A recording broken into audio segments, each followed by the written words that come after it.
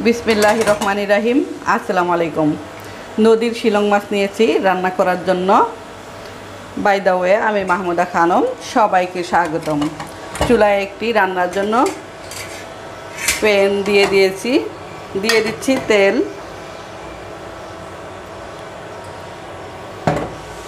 দিয়ে দিচ্ছি আস্ত জিরা, দিয়ে দিচ্ছি 2টা শুকনো মরিচ,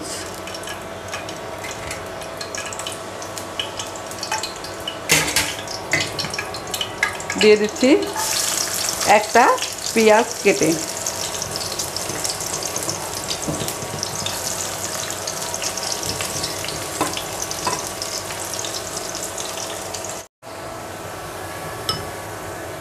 এখানে দেশি পেঁয়াজ 2টা, ছোট্ট রসুন একটা, 1/4 আস্ত জিরা, 1/4 আস্ত ধনিয়া আমি শিলপাটায় বেটে নিয়েছি, দিয়ে দিচ্ছি।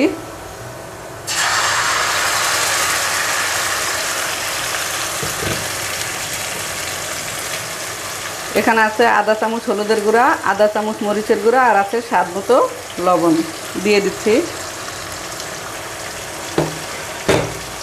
দিয়ে দিচ্ছি সামান্য পানি।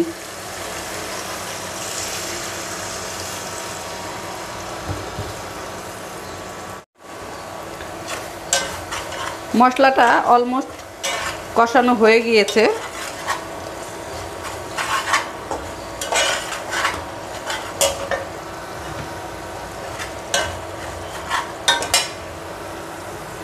এখন দিয়ে দিচ্ছি পানি।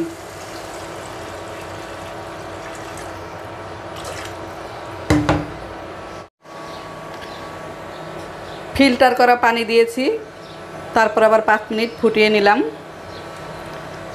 মাছগুলো আমি 1 ঘন্টা 1 চামচ লবণ মেখে রেখেছিলাম, আবার পরিষ্কার করে ধুয়ে নিয়েছি। এখন দিয়ে দিচ্ছি মাছগুলো। নরম মাছ কষানো যাবে না, ভেঙে যাবে।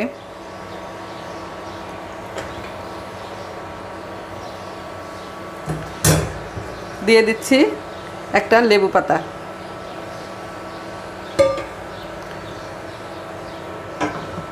ঢাকনা দিয়ে ঢেকে দিচ্ছি। মাখা মাখা ঝোল হলে নামিয়ে নিব। 10 মিনিট রান্না করব।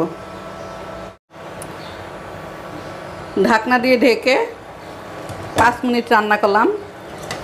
এ পর্যায়ে আমি দিয়ে দিচ্ছি কাঁচা আম,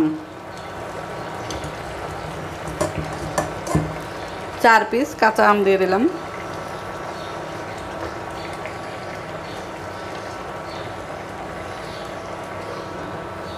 আবারও ঢেকে দিচ্ছি।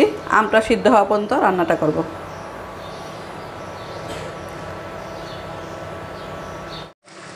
অলমোস্ট রান্নাটা হয়ে গিয়েছে। এখন আমি চুলাটা অফ করে দিচ্ছি। একটি ছাড়গুলো নিয়ে নিব।